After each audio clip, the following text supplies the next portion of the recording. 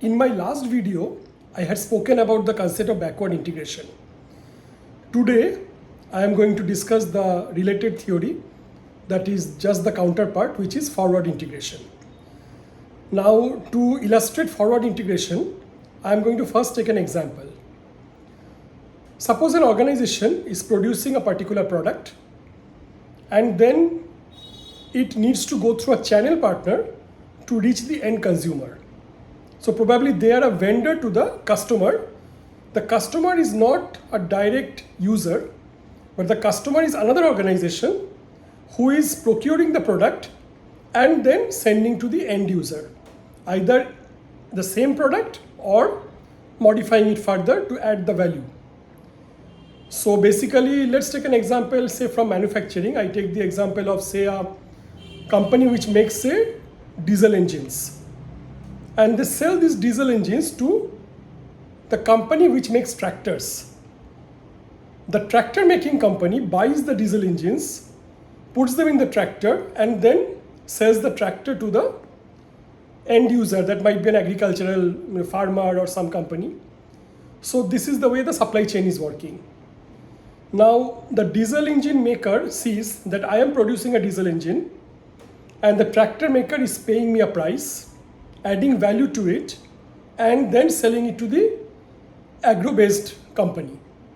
So why don't I make my own tractors, my own branded tractors?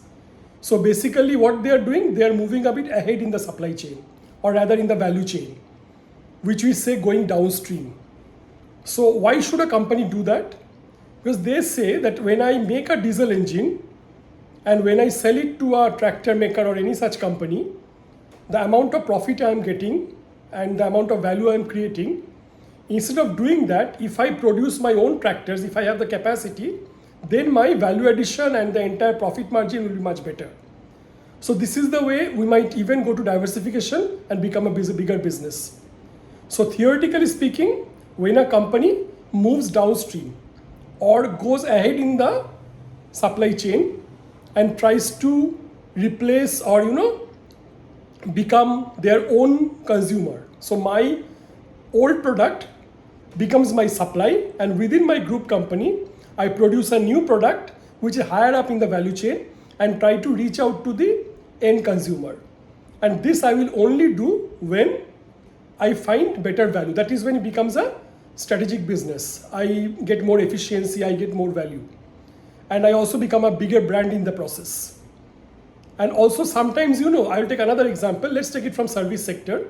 Sometimes the product I am selling, the next channel partner ahead of me or downstream of me is not doing much meaningful value addition, but because I am unable to reach my end consumer, so there is a middleman in the process, hence my price is becoming higher when it reaches the end consumer. So I am not getting the right value, the consumer is also paying a higher price. So as we all know, in the supply chain management, removing the middleman, disintermediation, removing the intermediary is always better for the original producer and the end consumer. And to take this example, I take the movie industry. Suppose a movie house, a production house is producing a movie, but they depend on the distributor to reach to the viewer, the audience of the movie. So sometimes if the movie company has the capacity, they might feel that why should I go through a distributor? I can open my own distribution house. One step further, I can have my own movie halls, or I can invest. As I told you, this might also lead to diversification. Both forward and backward integration might lead to a company entering different businesses. And hence, this is a very, very smart strategy. However, please remember, when you take any strategic decision, you should always consider the business implication. I should not bite too much, more than that I can chew. So only if I have the capacity, when I have the competency and I have the experience to go ahead in the supply chain, because I am doing this business. All these years I am producing an engine and somebody is buying and making a tractor. So I have understood the tractor making business. All these days I was producing movies and I have seen movie distribution very closely. Now I think I can also get into it.